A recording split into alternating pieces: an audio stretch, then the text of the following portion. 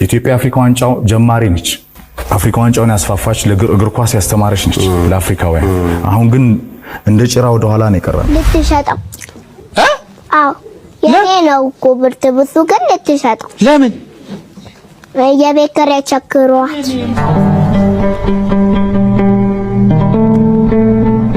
ናራባውት ይሄ ገዛ ምናምን ደውለህ አይዞህ ነው በቃ።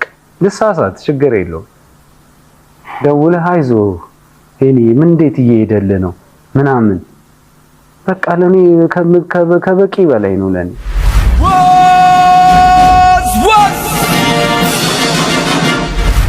ሰላም የአገሬ ልጆች እንዴት ናችሁ? እንግዲህ እንደተለመደው እናንተን ፈታ ዘና ያደርጋሉ ብዬ ያመንኳቸውን ቪዲዮዎች ከተለያዩ ሶሻል ሚዲያ ሰብሰብ አድርጌ የምትቻለው አብረን ፈታ ዘና እንላለን ማለት ነው። ለዚህ ቻናል አዲስ ሆናችሁ ቻናል ሰብስክራይብ በማድረግ እንዲሁም ይሄን ቪዲዮ ላይክ አድርጋችሁ ቪዲዮ እንድትጀምሩት በአክብሮት እየጋበዝኩኝ ወደ ቪዲዮዎቹ እናልፋለን ማለት ነው። What's happening? Hey!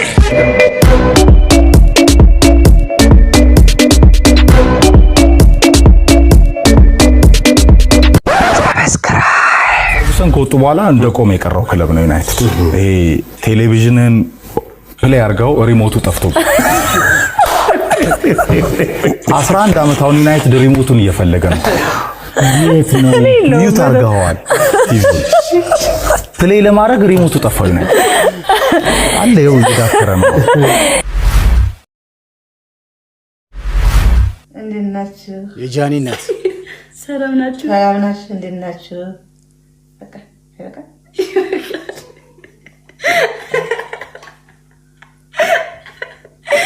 እንዴት ነው? እኔ የምወደው ስም ነው ባል እኔ ያወጣውላ። እኔ የምወደው ስም ነው ከሶስት ወንድ እሷ ናት የተወለደችልኝ። ስመኝሽ አልኳት። ዘሩ ቀለጠ። እሺ በቃ ጋይስ ይሄ ነው ተከተክሽ እንዳለ የዛቁልጅ ነው ማለት። ኦኬ ጋይስ ተናገራችሁ? እሷ ስም ነው ጋይስ፣ የራሷ የግሏ ስም ነው። ሶ አሁን ጨረስን፣ ወደ ሙዚቃ። ያኔ በስመኝ ብትመጣም ማዘርየው መጣው ሲናገሩ ደስ አሉኝ። ማዘርዬ እናትሽ ይኑሩልሽ ጃኒ። እናትሽ የተናገሩት ሶስት ልጆቼ ወንዶች ነበሩ። ሴት ስመኝ ነበር የፈለኩት። ስመኝ ነበር አገኘው፣ ስመኝ አገኘዋት አለች። ስመኝ እኮ በምን እንደሚታወቅ አይታወቅም። ስመኝ ነው ስሟና የጃኒ ስም ስመኝ ነው። ሶስ ናር ቢግ ዲል። ብዙ የሚያንጫጫ ሳይሆን ፉገራው ግን ያስቆኛል። አንዳንድ የሚያስቁ ነገሮች አየ። ስመኝ ትልቅ ስም ነው። እናትየው ፈልጋ አባትና እናት ፈልገው አስበው የወለዷት ልጅ ናት ጃኒ። ስለዚህ ስመኝ መባሏ ቢግ ዲል አይደለም። ግን እንትኖቹ ኮሜዲዎቹ ምናምን ያስቃሉ፣ ሰው ይልሳል። በተለይ ፌመስ ስትሆን ጠብቆ የድሮውን ማንነትን ያወጣዋል። እኔ አሁን የመላጣ ዘመኖችን ይገልጡታል። የመላጣ ዘመን በጣም ብራንድ የሆኑ ትውስታዎች አሉ። እኔ ራሱ የሚመቹ እንዲህ ብዬ ነበር እንዴ ሁላ ምንበት አጋጣሚዎች አሉ። ዘመነ መላጣ ብዙ ነገር ብለናልና ይሄን ነው የምለው። ብዙ ጊዜ ቲክቶክ ስም ሌላ ነው፣ የፓስፖርት ስም ሌላ ነው ብዙ ጊዜ። ምክንያቱም አንዳንዴ ፕራይቬሲን መጠበቅ የሚፈልጉ ሰዎች አሉ፣ ያንን ያደርጋል። ይመቻቸው። ኤም ነኝ እሙ ነኝ ምናምን እያለ ይመጣ የለም ኪኒኔ ሌሎቹም ይመጣሉ በተለያየ ስሞች። ማነው ስምሽ? ስመኝ ገብሩ። ስመኝ ገብሩ። ስሜትሽን ብቻ እያሳየሽን በ እሺ ይሄው መጣልኝ። ይሄው እሱ ነው የዝምታ አባራሪ የመዝሙሮቼ ባለቤት። እሱ ነው የህኩቶቼ እረኛ የሰላሞቼ እመቤት። እሱ ነው አይን ውስጥ ጣት አለ ይጫወተኛል፣ ጣት ውስጥ አይን አለ ያባብለኛል። ትወናል ነው ግጥም ነው። የሆነ ቀን እማዬ ከቤት ብርድ ልብስ ይዛ ወጣለች እንዴ? ወዴት ነው የወሰደችው? ልትሸጠው? አዎ የኔ ነው እኮ ብርት ብሱ ግን ልትሸጠው? ለምን? የቤት ኪራይ ቸግሯት።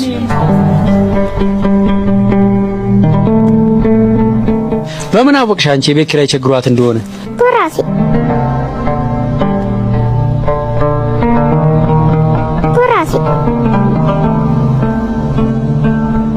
እንዴት እያየኋት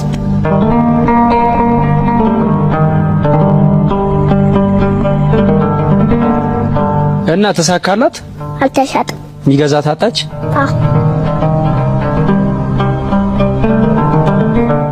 ቁጭ አለ።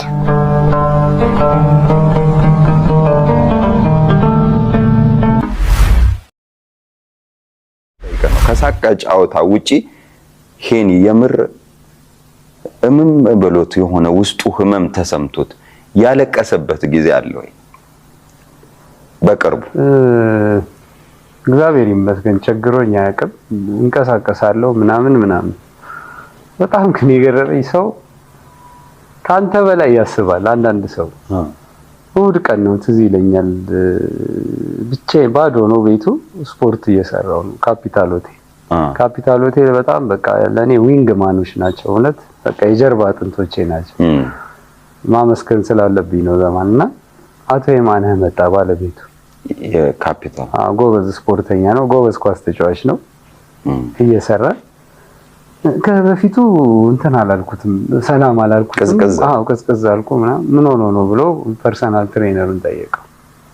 ፑል አፕ እየሰራው መጣና ምን ሆነ ነው ምናምን ክርስቶስን ነው ነገር ፋዘር ታሙ ትንሽ አሁን ደውለውልኝ ነው እግሩ ሊቆረጥ ሰሞን ማለት ደውለውልኝ ነው ምናምን ስንት ብር አሉ አለ። አይ እኔ እንዳይቆረጥ ፈልጌ ነው ሌላ ሀገር አማራጭ ካለ እየጠየቅኩኝ ነው ምናምንና ወደ 7000 8000 ዶላር አሉኝ ህንድ ምናምን ስለው ቶሎ በል ፓስፖርትህን አምጣ ትኬት ቆርጬ ዶላሩን ሰጥቼ ሄደህ ቶሎ አሳክመው ነው ማለት ስለ በቃ እንትን ነው ይሄ ሐሳብ አንዳንዴ ሐሳብ ማለት እንደማልሄድ አውቀዋለሁ። በቃ ግዴታ መቆረጥ አለበት ገብቷል። ከዛ ወጣውና ኤሮቢክስ ክፍል ቁጭ ብዬ አለቀስኩ። የምርን ክርስቶስን አይኔ ደም መስሎ እንዴት ልስራ ጂም ውስጥ እንዳያየኝ ብዬ ማለት ይሄን አልነገርኩትም። ይሄንንም አልሳያይ ምናምን በቃ ሳልጨርስ ስፖርቴን ተነስቼ ወጣሁ። ማለት ያስደነግጣል። በቃ ያው ፋዘርም እንትን ብሎ ምናምን ተቆረጠ ግዴታ ነውና እንደው ካልተቆረጠ የሚል ሐሳብ መጥቶልኝ ነውና በየሰው ያስለቀሰ ቀናነቱ በጣም ይገርመኝ። ያው ማለት እንደዚህ አላሰበም፣ ሁለቴ እንኳን አላሰበም። እንደዚህ በቃ ቶሎ በል ፓስፖርት ደግሞ እንደዚህ አድርግ ምናምን ቶሎ ብለህ ምናምን ማለት በጣም ለኔ ሌላ ነው። አይደረግ እኮ አይደረግ ማድረግ አይደለም ማለት ለኔ አሁን በፈረጃ ያልኩህ ይሄንን ነው። ኢስናራ አባውት ገንዘብ ከጓደኞቼ የምጠይቀው ኢስናራ አባውት ይሄ ገዛ ምናምን ደውለህ አይዞህ ነው በቃ ልሳሳት ችግር የለውም።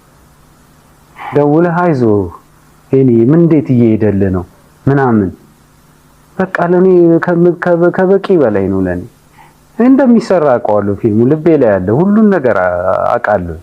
ግን በቃ አይዞህ በጣም ጥሩ ነገር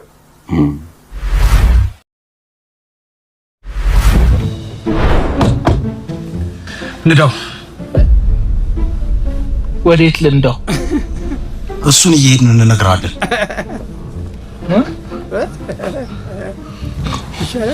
እንዴት እንደዚህ ነው? ወደ ኋላ ነው የምንሄደው። እንዴት? እናንተ መንገዱን ይሉልኝ፣ እኔ እናንተን እጠብቃለሁ። አይሻልም?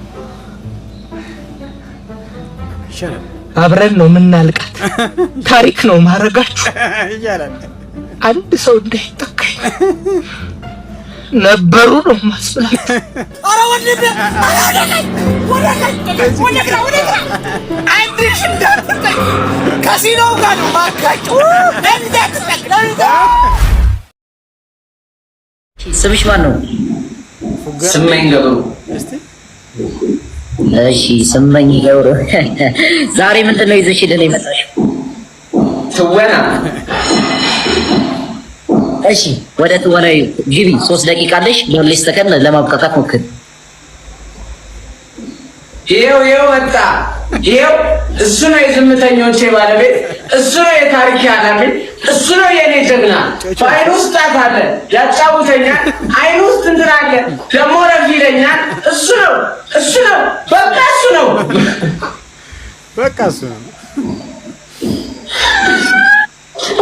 ጨርስ አላግጡባት። እሱ ነው የዝምታ አባራሪ እሱ ነው። እሱ ከሌለ ይጨንቀኛል። አይኑ ስጣት አለ፣ በጣቱ ደግሞ እጁ አለ። እጁ ላይ ያጫውተኛል። በቃ ያጫውተኛል። ይበቃል። ይሄን ቪዲዮ ለምታውቁት መላጣ ሰው ላኩለት። የ27 ዓመቱ ስራ ፈጣሪ ሆነው ባርደንች ኮስትኪ ባልድ ሎጎ የተባለ አገልግሎት መስጠት እንደጀመረ አስታውቆ ነበር። አገልግሎቱ መላጣ ጭንቅላቱ ላይ የተለያዩ ቢዝነስ ማስታወቂያዎችን መለጠፍ ነው። በቀንም $320 ይከፍሉታል። ብዙ ትኩረት ለማግኘትም ቴክሳስ ውስጥ የተለያዩ ቦታዎችን በእግሩ ይራመዳል። ይህ ሐሳብ የመጣውም ገና በወጣትነቱ ጸጉሩ መርገፍ የጀመረው ባርደን ጭንቅላቱን ወደ ትክክለኛ ቢዝነስ መቀየር እንዳለበት ያስባል። ያሰበውን ቢዝነስ ተሳክቶለት ጓደኛውን ወደዚህ ቢዝነስ አስገብቶት እያሰራው ይገኛል። ለዚህ ስራ የራሱን ዌብሳይት ስለዘረጉለት ከብዙ ቢዝነሶች ጭንቅላታቸው ላይ ታቱ እንዲሰሩ የሥራ ጥያቄ ይመጣላቸዋል። ቴክሳስ ውስጥ በቀን ውስጥ ለ6 ሰዓት የሰውን ትኩረት ለማግኘት ይንቀሳቀሳሉ። በቅርቡ በሰጠው መግለጫ ላይም ስራውን በተለያዩ ከተሞች ላይ ለማስፋት ብዙ መላጣዎችን መቅጠር ፈልጋለሁ ብሏል። ታዲያ ምን ትጠብቃላችሁ? ለእናት ሀገር ኢትዮጵያ ደሜ ይፍሰስ አጥንቴ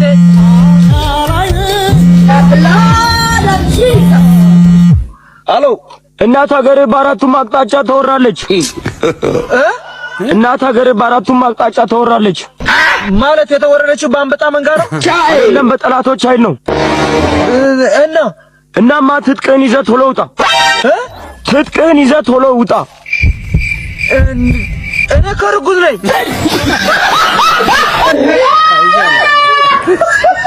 አርጉዝ ነው። የአራዳ ልጆች ዜና ቢያነቡ አስበዋል። ኢቲቪ ላይ ግስጥ ብሎ ሱፉን ምናምን አይደለም የሚጨሰው፣ ባለቶሉን ይቆረጣል። ምንድነው ብራውኑን ይቀባና ማለት ነው የሀገር ምርሽ ምናምን ነገር ታቱ ምናምን እዚህ ጋር ፒስ ላቭ ምናምን ይሏል። ዲርማማ የፈረደበት የሸቤ ጥቅስ ምናምን ተነቅሶ ምናምን በቦዲ ከች ይላል ኢቲቪ ላይ። ዛሬ የአራዳ ልጆች 4 ሰዓት ሆኗል፣ እኔ ሰዓቱን አልሾፍኩትም። አረ ዲፕሎማሲያችን የሌለ ቂጥ እየገባ ነው። ጭራሽ ደግሞ ጀለስካ ማለት ነው ቱርክ ሄዶ በት ሲል ከሰሜን ኮሪያ ጋር ምናምን አላለም። ያዛ ጆን ባይደን ደግሞ እዛ ውስጥ ያሉ ዲፕሎማሲ ከና አልተመቹትም። ምን ጦር መሳሪያ ካልሆነ ዛሬው ልማት ሲባል ወይ ልማት አረ የለም ባሉ አየረኛ አድዋ ላይ ምናምን የለም እንዴ ጀለስ ምን ሆነ ነው? እና የጃፓኑ ደግሞ ፕሬዝዳንት G8 ውስጥ ግቡ ሲባሉ አረኛ V8 ውስጥ ለምንገባው ፋራ ይፈልጋል። ዜናው በዚህ አልፏል። እሸቱ ወዬ በካሜራ ላይ ሳይክል ካልተቀናበርኩም ቁልጭ ራስህን። በጣም ደስ የምትይ ልጅ ነሽ። ሚስጥሩ ምንድን ነው? ሚስጥሩ ከእግዚአብሔር ነው። እንዳንቺ ንቁ፣ ቀልጣፋ፣ ቆንጆ እንዲሆን ከፈለገ ምንድን ነው ማድረግ ያለበት? ከእግዚአብሔር ስጦታ ጋር ጸሎት መጸለይ።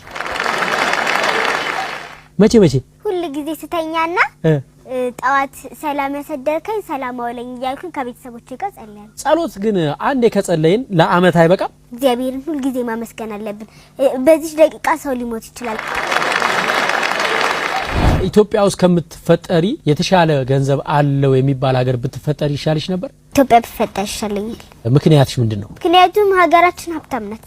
በምን? ብዙ ቅርጾችና የራሷ ፊደልና የራሷ ቁጥር የራሷ ግዕዝ አላት። በጣም የገረመኝ ሀብት እኔ ደግሞ ልንገርሽ፣ ኳታር የሚባል ሀገር ሄደን ነበረ። ቀጣር ይሉታል እነሱ። እና ኳታር አፈር የለም። አትክልት መትከል ከፈለጉ ከግብጽ ወይም ከኢትዮጵያ በአውሮፕላን ወይም በመርከብ አስጭነው ገዝተው ነው አፈር ወስደው አንድ ዛፍ ለመትከል ማለት ነው። ስለዚህ አፈር ሀብት እንደሆነ ያወኩት እኔ ኳታር ሲሄድ። ኢትዮጵያ አፍሪካ ዋንጫው ጀማሪ ነች። አፍሪካ ዋንጫውን ያስፋፋች ለእግር ኳስ ያስተማረች ነች ለአፍሪካውያን። አሁን ግን እንደ ጭራ ወደ ኋላ ነው የቀረነው። አንድ ስታንዳርድ ዘመናዊ ስቴዲየም የለን። ትውልድን ሰብስቦ ይዞ በደም ገባ በቁጭት። በዚህ ሂደት ውስጥ ራሱ ናሽናል ቲሙ ካይንም ከልብም የራቀ ነው። አለ እንደ ይሏሉ ካሁን የኢትዮጵያ ብሔራዊ ቡድን ሲጫወት እንዴ አለ እንደ ይሏል።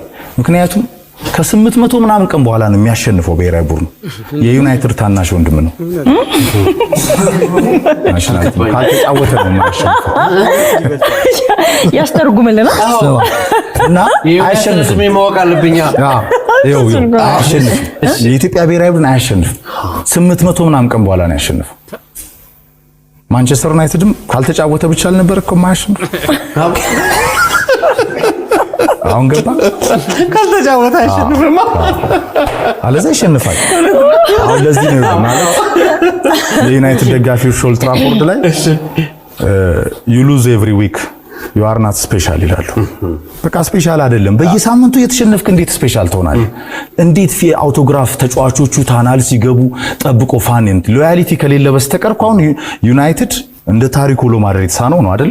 ናሽናል ቲማችን ጋርም ስትመጣ ኢትዮጵያ ብሔራዊ ቡድን በእግር ኳስ ስርዓት ለውጥ ውስጥ አፍሪካ ዋንጫ የጀመረች አፍሪካ ዋንጫ ያሸነፈች 74 ቤንጋዚ ከነመንግስቱ ወርቁ ጋር ከዛ 31 ዓመት ሰውነት ቢሻው ጋር ከ9 ዓመት በኋላ ከውበቱ አባተ ጋር እንደ ጦጣ እንዲየዘለለ የሚገባ ናሽናል ቲም ይኖረን ነበር እንዴ? በየሁለት ዓመቱ ለምንድን ነው በአፍሪካ ዋንጫ ማንካፈለው? የእግር ኳስ ክለቦቻችን ስርዓት ጭራሽ ሜዳ የለንም። አሁን ናሽናል ቲሙ አይጫወትም፣ ሜዳው ላይ አይጫወትም። ለምኑ ነው የሚጫወተው? በፌዴሬሽኑ ዲፕሎማሲ ምክንያት ዶላሮች ይጠፋሉ፣ እልፍ ዶላሮች ይጠፋሉ። በዚህ ሂደት ውስጥ ግን ማጠቃለያ ይሁን በፕራይም ሚኒስትሩ በኩል በፓሽን 2029 ላይ ኢትዮጵያ አፍሪካ ዋንጫውን ማስተናገድ ትችላለች በሚል የተጀመረው ኦፊሻል ጥያቄ ኢንፋኒቶንም የካፍ ስራ አስፈጻሚዎቹን ፕሬዝዳንቱን ጭምር አቶ ኢሳያስ ጅራም የካፍ ስራ አስፈጻሚ ናቸው ከይርነቃቸው በኋላ በደንብ ፕሮጀክቱ ኦፊሻሊ አሁን እየሄደ ነው። አስቸኳይ ስብሰባ ራሱ አሁን ሰሞኑን ካይሮ ላይ እየተከናወነ ነው። ይሄ ፍሮንት በፕራይም ሚኒስትሩ በሀገር መሪ ደረጃ ሲመጣ ባህር ዳር፣ አዲስ አበባ፣ አምቦ እዚህ ሴንት ሜሪ የሚመስል በጣም ቆንጆ ስቴዲየም የአዲስ አበባ ቃሊቲ ላይ ያለው ቃሊቲ ያለው በአዲስ አበባ መዘጋጃ ቤት በክብርት ከንቲባ የሚሰራው ጨምሮ አሉን ሪሶርስ አለ ልል ፈልጌ ነው። ካጨረስናቸው ፋን አለ። ኢትዮጵያን ኳስ ይወዳል። ስፖርት በጣም እኔ እንደውም What's happening? What's happening? Hey!